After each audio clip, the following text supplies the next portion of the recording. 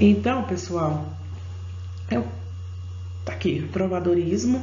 O que é esse trovadorismo? Em qual contexto que aconteceu esse trovadorismo? Quais são os exemplos que a gente pode ter para que a gente possa compreender acerca do que vem a ser, né, o trovadorismo, e quais características, o que aconteceu de importante dentro desse período literário. Bom, o que é o trovadorismo? Então, ele se refere a um movimento poético ou literário que aconteceu em Portugal na Idade Média, né? Diga-se de passagem, a primeira escola literária de Portugal, certo? E ele leva esse nome devido à forma, devido à maneira como as poesias eram feitas pelos compositores naquela época. Então, esses compositores faziam essas composições para serem cantadas, declamadas. E aí se faz importante nós termos o conhecimento acerca de quem participava ativamente dessas composições. Nós temos aí o trovador. Então, o que vem a ser? Quem era esse trovador, professora? O trovador era quem compunha, era o compositor das poesias. Não era pobre, pessoal, porque afinal de contas, se ele compunha é porque ele sabia escrever, sabia ler e escrever. Então, não era de classe social baixa, não, certo? Aí nós tínhamos o jogral. Quem que era o jogral? Jogral era quem cantava. Era quem cantava essas cantigas. Então, eu tinha o trovador, que era quem compunha as cantigas. Cantigas são as composições, certo? São as poesias. Nós tínhamos o jogral, que era quem cantava. Tínhamos também o menestrel. Menestrel, o que vem a ser isso, professora? Menestrel era aquele que possuía habilidades de tanto compor quanto tocar um determinado instrumento. Então, por esse motivo, ele era considerado como superior ao jogral, por exemplo, ao trovador, já que ele tinha habilidade nas duas vertentes. Ele escrevia, compunha e ele também sabia tocar um determinado instrumento. E outra coisa que é importante, pessoal, nós salientarmos aqui, que nós tínhamos aqui a participação feminina também. Sim, nós tínhamos o que nós chamamos de, que era chamado, né, de soldadeiras. Soldadeiras, pessoal, eram as mulheres que cantavam, dançavam e tocavam castanhola ou pandeiro durante a declamação dessas poesias, dessas cantigas, certo? Era uma espécie, quando elas estavam cantando, elas acompanhavam uma espécie de backing vocal, vamos dizer assim, fazendo com que a canção, a cantiga, ficasse mais ornamentada, mais bonita. Elas recebiam pagamentos por esse trabalho e justamente por isso muitas delas, né, tinham a fama de serem prostitutas naquela época, tendo em vista que a mulher não tinha ainda essa participação, não tinha vez nem voz da sociedade, né, ficando apenas a ela o papel de ser sustentada pelo marido. Então, se ela recebia dinheiro, pagamento fora, é porque, né, elas eram tidas como pessoas não damas, vamos assim por dizer, damas da sociedade. Ok? Bem, o trovadorismo, pessoal, essa escola literária, deu-se num contexto histórico muito importante, um período muito importante pelo qual Portugal estava passando, porque Portugal, então, agora nós estamos na Idade Média, século XII a século XV, e vou reforçar que datas dentro da literatura elas servem apenas como marcos didáticos, não se tem precisão ao certo dessas datas. Não quer dizer que, então, o trovadorismo começou no século XII pontualmente e terminou pontualmente no século XV. Não, não é assim. Elas servem apenas como marco para dividir os períodos, tá? Mas aqui o que nós temos? Nós temos uma Portugal que está socialmente sendo formada. Mas como professora, sendo formada como? Sim, ela acaba de se separar da Espanha através da guerra, a guerra da Reconquista, certo? Então ela separou-se da Espanha e está no momento que ela está se formando socialmente, se formando culturalmente. E diga-se de passagem, na literatura, isso influenciou também, porque ela usou um tipo de linguagem que era considerada até arcaica, que era o galego-português, que era a linguagem que era utilizada quando ela estava sob domínio da Espanha. Porém, como ainda não tinha uma linguagem que fosse genuína, pura, somente de Portugal, então eles utilizaram essa denominada de galego-português. Bem, como visão de mundo, então, nós temos o teocentrismo. Teocentrismo, pessoal, significa Deus como centro do universo. Então, nós temos uma população submissa, uma população totalmente passiva, da qual não critica, da qual não se impõe, e tem na figura da igreja como sendo o guia certo, enfim, o norte, vamos assim por dizer, do qual eles tinham que obedecer. A igreja, o sistema político, a forma de governo naquele período era a monarquia. E a monarquia era altamente legitimada pela igreja. Ou seja, então a igreja falava, esse rei aqui, ele é certo, ele é o correto, ele foi mandado, enviado por Deus e nós temos que obedecê-lo. Quem não obedecer vai sofrer as punições divinas, porque o discurso que fazia com que as pessoas também acatassem tudo que fosse dito pela igreja era a questão do discurso ideológico doutrinário da igreja. Então a questão de punições, você não vai para o céu, você vai perder isso, você vai perder aquilo.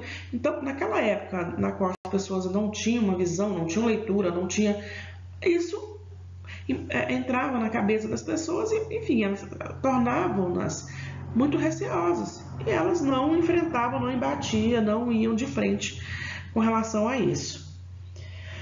Tá, e nós temos aí também, importantíssimo agora, salientarmos o feudalismo. O feudalismo, pessoal, era um sistema político, econômico e social, no qual se fundamentava numa relação entre numa propriedade de terras, o feudalismo, o sistema político que se fundamentava sobre a propriedade da terra, na qual nós tínhamos o senhor feudal, que era o soberano, que está lá em cima, que está no topo, que é quem detém do poder, e o vassalo. O vassalo era o trabalhador, certo? Então, o senhor feudal cedia a terra e o vassalo trabalhava nela, certo? Importantíssimo isso, pessoal. Porque isso vai refletir diretamente nas composições literárias desse período aí.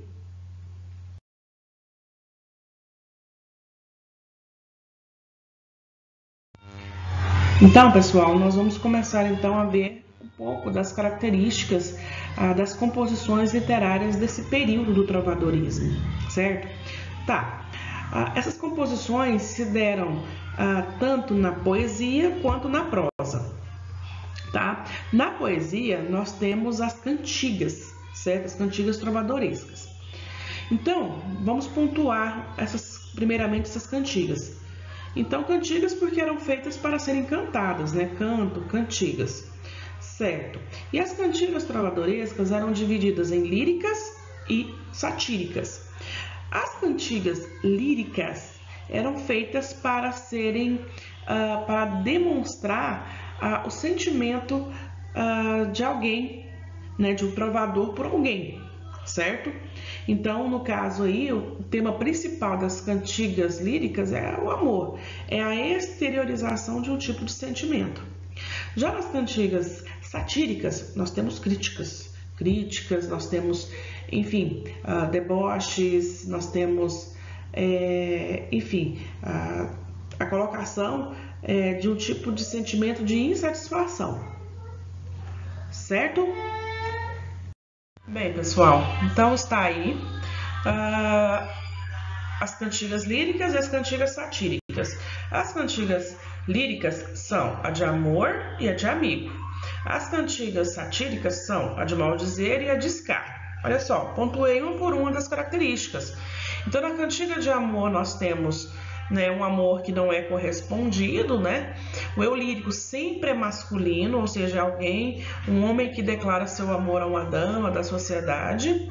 A relação que se tem é uma relação de vassalagem. Como que se dá isso, professora? Nós temos o homem vassalo. Vassalo era quem se ajoelhava e colocava suas mãos entre as mãos do suzerano, que era o senhor, né? E prometia-lhe lealdade, enfim, comprometimento. E no caso, o suzerano era o rei, que o rei era a pessoa mais importante, a que tinha mais poder na Idade Média. Então o homem era tido como um coitado, que sofria, que enfim, morria de amores, e a mulher era tida como ser superior, ok? A cantiga de amigo, então, era uma relação amorosa entre camponeses. O tema central era um sentimento, o sentimento de saudade. E que saudade é essa? A saudade do eu lírico feminino. Quem escrevia a cantiga de amiga era um homem, mas o eu lírico, a voz assumida, era por uma mulher, certo? Então, nesse contexto aqui, é um amor real, é um amor possível, diferente da cantiga de amor, que é um amor inalcançável. Aqui é um amor que pode acontecer sim. E temos como característica ainda, pessoal, mas ela sentia saudade de quem? Ela sentia saudade do amigo, porque na verdade amigo tem a conotação de namorado, então ela está sentindo a falta do namorado dela que partiu para a guerra ou que a abandonou por outra pessoa, certo? Nas cantigas de maldizer, pessoal, nós temos críticas de modo direto, explícito. Então é o falar na cara, né? Identifica a pessoa satirizada, usa palavras de baixo calão, muitas das vezes difamatória, é uma linguagem muito ofensiva, agressiva, certo? E muitas vezes tratam das indiscrições amorosas dos nobres, né? E dos membros do clero. Então aqui mexeu com a igreja. Então quando alguém era descoberto, quem tinha feito a cantiga de maldizer, porque eles não assinavam, né? Quando acontecia de alguém ser pego, foi ele quem fez, ele sofria as retaliações daquela época, era preso, enfim.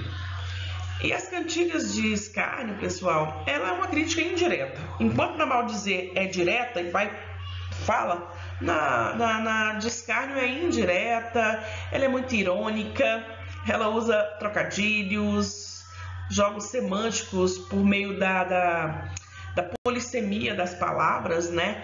E tem por característica realmente criticar o comportamento dos nobres, né?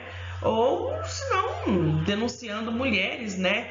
Que não tinham uma conduta que fosse duvidosa, enfim, não respeitavam, como assim por dizer, os seus maridos.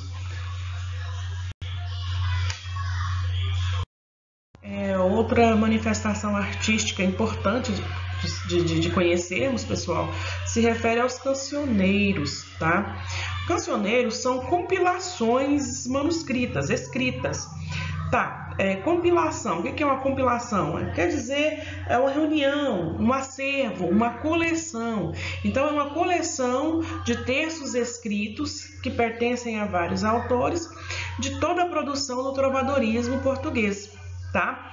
E esses cancioneiros foram reunidos em 3 grandes volumes, tá? O Cancioneiro da Ajuda, da Biblioteca Nacional e da Vaticana, certo? Então tá aqui, a da Vaticana é porque ele foi encontrado na Biblioteca do Vaticano, certo? A da Ajuda é porque ele foi encontrado no Palácio da Ajuda. E da Biblioteca Nacional é porque até os dias atuais ele se encontra na Biblioteca Nacional de Lisboa, em Portugal. Isso também aqui é muito importante de sabermos também, porque o Enem pode, de uma forma ou de outra, mencionar, enfim, cobrar que vocês tenham conhecimento acerca desses cancioneiros. E cancioneiros nada mais, nada menos é do que produções literárias da época do trovadorismo, ok? Vamos ver o humanismo. Como eu falei para vocês, o humanismo não considerado como um período literário amplo, né, com espaço, com um tempo maior. Não, ele é um período curto de transição entre o trovadorismo e o classicismo. Então vamos ver de que forma que se deu esse humanismo, né? Então, o humanismo, como eu já disse anteriormente, ele não é considerado uma escola ou um período literário que tem uma extensão maior. Ele é considerado curto, um período de transição entre o trovadorismo e o classicismo. E como característica principal dentro do humanismo, nós podemos citar a questão do surgimento de um novo pensamento, do qual colocava o ser humano agora como o centro do universo. O ser humano agora começa a sentir-se como um ser capaz, um ser em potencial, tanto é que nós tivemos várias criações dentro do campo artístico, dentro das ciências, principalmente. Enfim, criou também, pessoal, é bem importante colocarmos isso, porque esse movimento criou rupturas marcantes na influência que a Igreja Católica exercia sobre as pessoas, certo? A lógica religiosa que se tinha na Idade Média, aquela lógica que nós, como vimos no trovadorismo, era, né, algo imbatível, não se questionava a igreja, não se questionava o clero. Agora, tem-se a aceitação de que o ser humano é o foco do interesse de todos. Primeiro vem o ser humano. E por isso nós temos, então, o antropocentrismo. O antropocentrismo, então, é essa crença, né, de que o homem é o centro do universo. As explicações para a nossa realidade deveriam partir da lógica racional, em vez da religiosa ou até mesmo da sobrenatural, como muitas vezes era colocado para as pessoas. Importante salientarmos também, pessoal, que tínhamos aqui, aqui nas características, certo? A questão do cientificismo, racionalidade, certo? Busca da beleza, da perfeição, ou seja, não se pode fazer as coisas de qualquer forma, o ser humano é um ser capaz, ele consegue, né? Valorização do corpo humano e das emoções. Bom, dentro desse contexto, dessas características, é importante salientar ainda que esse humanismo ele traz como característica o declínio do sistema feudal. Então, o sistema feudal, né, lá da época do trovadorismo, né, a relação do senhor feudal com o vassalo, enfim, do suzerano com o vassalo. Então, essa relação ela entra em crise. Tem-se agora, então, pessoal, o surgimento, ou o melhor, o fortalecimento da burguesia. A burguesia, pessoal, esse termo vem de burgo, né, que eram pequenas cidades, né, cidades isoladas, que eram isoladas com muros, certo? E a burguesia, no caso, diz respeito à classe social, né, composta por importantes comerciantes, que fez toda a diferença nessa questão dessa implantação aí de um novo modelo econômico, de um novo modelo social. Bom, tivemos também, pessoal, a imprensa e as grandes navegações que trouxeram novas perspectivas, novos pensamentos, novas ideias, novas ideologias. E com isso, o movimento intelectual aprimorou-se, ficou muito forte. Isso garantiu o desenvolvimento das ciências, trazendo assim mais conhecimentos para os seres humanos. Então, a partir do momento que se tem mais visões acerca de algo, com certeza a dinâmica de algo vai modificar-se, vai ter novas vertentes, não vai ficar parada, não vai ficar presa apenas em uma ideia, em apenas uma ideologia, certo? Na literatura, né, nós tivemos características medievais e modernas, já que nós estamos nesse período de transição. Tivemos a poesia e a prosa e o teatro. Dentro desse contexto aqui, a mais importante é o teatro, né? A gente vai abordar de um pouco mais, de uma forma mais pontual, certo? Eu coloquei alguns autores aqui, né? Fernão Lopes, Gil Vicente então é da vertente lá do teatro, e diga-se de passagem, é o que a gente vai abordar, porque ele foi muito importante. Camões também foi muito importante, Shakespeare, enfim. Então, vamos nos atentar mais com relação à questão do humanismo, num quadro com características que eu coloquei logo abaixo.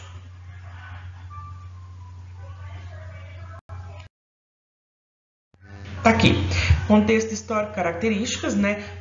Surgimento de nova classe social, a burguesia, o comércio agora, início das grandes navegações, e isso trouxe essa questão dessa movimentação, comércio, grandes navegações. Então isso aí trouxe fortes influências, fortes ideologias vindas de outros lugares. Enfim, isso fortaleceu ainda mais essa questão do homem se posicionar, né, de uma forma mais crítica dentro da sociedade.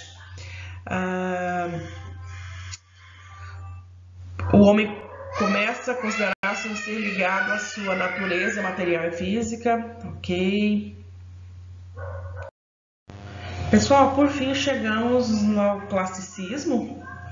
Ele tem como característica, ele foi um movimento cultural que valorizava e resgatava os elementos artísticos da cultura greco-romana, principalmente. Vocês vão, quando for fazer os exercícios, vocês vão perceber fortemente a influência dessa cultura greco aí, principalmente, né, advinda da Grécia. O classicismo marca o final da Idade Média e o início da Idade Moderna. É também chamado também, pessoal, de literatura renascentista, pois estava no século XVI, tá? Então, que era na época do Renascimento. Por isso também que é chamada de literatura renascentista, certo? Vamos ver aqui um pouco das características desse classicismo, então. Então, a imitação de autores clássicos gregos e romanos, né, da antiguidade. Como eu falei, eles usam bastante a questão da mitologia, as características que vêm da Grécia, certo? Então aqui, deuses, musas. Nós temos na obra Os Lusíadas, né? Enfim, o predomínio da razão sobre os sentimentos, e aí, no caso, lembrando que nós estamos vindo agora de um período de transição, que foi do humanismo, e o humanismo prega justamente essa questão da superação de tudo que seja pautado no lado espiritual. Não, as coisas agora têm que ser voltadas para o lado racional, tá bom? Uso de linguagem sóbria, simples, sem excesso de figuras, né, literárias, idealismo, certo? O homem agora tem liberdade, enfim, é um homem comum, é um homem simples, certo? E, enfim, pessoal, eu vou deixar aqui embaixo alguns links para que vocês possam acessar essas aulas com outros professores, enfim, para que possa ajudar vocês a aprofundar. Quaisquer dúvidas que vocês possam ter, vocês entrem em contato comigo, tá? E, enfim, assistam 1, 2, 3, quantas vezes preciso for. Busquem também, vão atrás de informações, pesquisem, tá? Não fiquem presos também somente nisso, não. Tá na hora também de vocês fazerem a parte de vocês, ok? Obrigada.